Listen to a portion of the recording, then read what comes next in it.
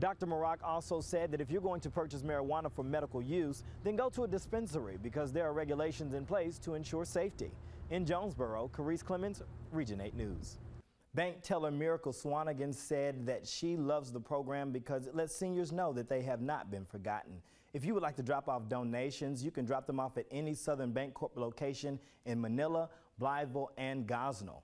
In Blytheville, Karesse Clemens, Region 8 News. Your plans with this book, what are you attempting to do once the book is out? It hasn't released yet? It has released. It's okay. Available on Amazon. You sure? I'm positive. We can't get any justice, and that's partially because... Is it that we can't get any justice, or is it that the situations we put ourselves in? It's both. It's both. It's both, because we've also been on the wrong end of situations that were out of our control, but we still didn't get justice. And not only just, I'm not just speaking violence. Like, we're still slaves in the eyes of society for certain opportunities that we don't get a chance to capitalize from because we're black. What opportunities? Just thinking aspects of politics. Why did it take, this long for Obama to become the president of the United States? Why did it take so long for a black person to have a position of that stature? When you look at statistics, is it that we're not given the opportunity, or is it that our people don't vote? It's both. It's both. Some people vote, some people don't. Some people are well enough to get an opportunity but don't get the opportunity because of certain reasons. But that not to say that play the race card, because I mentioned in the book that black people make a lot of excuses.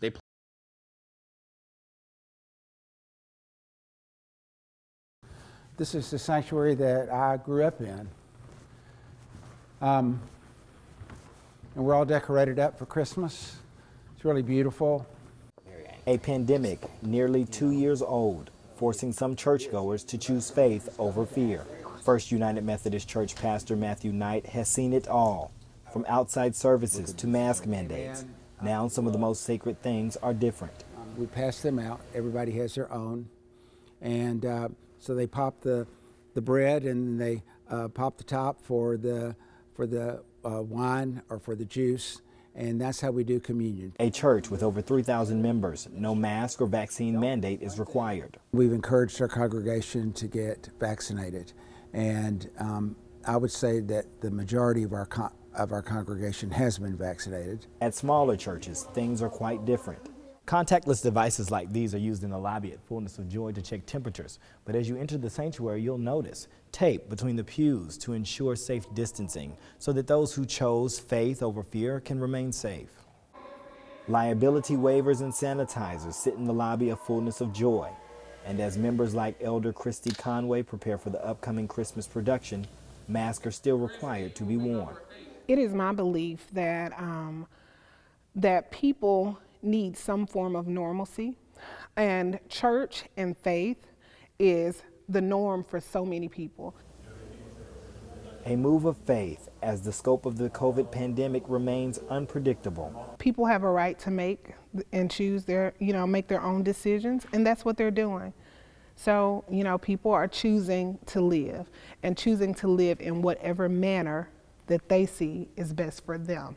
In Jonesboro, Karesse Clemens, Region 8 News. Outside New Mount Olive Church, a gun salute honors the life of Alex Hurd. And behind the glass windows, songs of praise,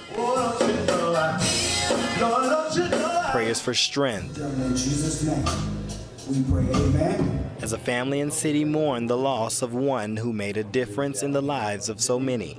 He impacted so many folks' lives in such unique ways. One of the first black police officers in Blytheville, Alex Hurd served with love for over 50 years. You could not ask for a better supporter. Brother Hurd was the type, he loved you too much to let you get away with it. A man who taught other leaders. He taught me to be a father. He taught me to be a man. Army veteran, police captain, deacon, and a family man. His wife remembers the times they shared and the love she will forever have. My husband was a good man. He took my family in as his own. I'm gonna miss him.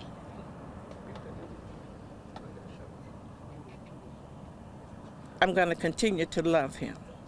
In Blytheville, Karesse Clemens, Region 8 News. First at 10, heartfelt tears as a cheer team remembered one of its own just days after 9-year-old Aniston Rackley was killed in a deadly tornado when the storm struck her Braggadocio home. Tonight, a memorial outside of her cheer gym grows in her honor. Good evening, I'm Chris Carter. It is a place to remember the young life as 2 other members of her family fight to survive. Our Karesse Clemens visited that gym Aniston loved today and spoke with her teams and her cheer coach. Karesse. Chris, you could feel the sadness and hurt of the team, the coach, and the parents at Elite Cheer and Tumble today. To the team and everyone that knew her, Aniston was a light and joy. Inside Elite Tumble and Cheer is a feeling of sadness. I would want her to always be my best friend. Nearly a dozen girls spent their day Monday remembering a teammate. She's really nice and she likes to get hugs to everybody. Since 2017, 9-year-old Aniston Rackley has been a member of the small group, taking part in the sport she loved, cheer. She was our leader on the team and she was a shining star, bright star.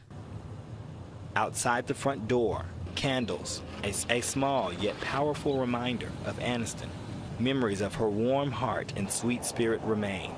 She would just cheer everybody up. Coach Jennifer Young remembers the day Aniston first came, her team sticking together to support each other during this tough time. Her coach doing all she can to support Aniston's family and preserve her memory. They've lost everything in their home, and everyone just needs to support them as best they can. Things at Elite will never be the same without Aniston, but the love for her and her family will. We loved Annie with our heart, our whole heart. We love all of them. 5, 6, 7, 8. Rackley, we love you! Aniston's mother suffered catastrophic injuries in the storm. She is still fighting for her life. One sister is also in the hospital. Aniston's father and another sister have been released from the hospital. In the studio, Karesse Clemens, Region 8 News. Heartbreaking. Thank you, Karesse. Funeral services have not been announced for Aniston. A memorial fund and a GoFundMe have been set up. You can find more information about those on our website.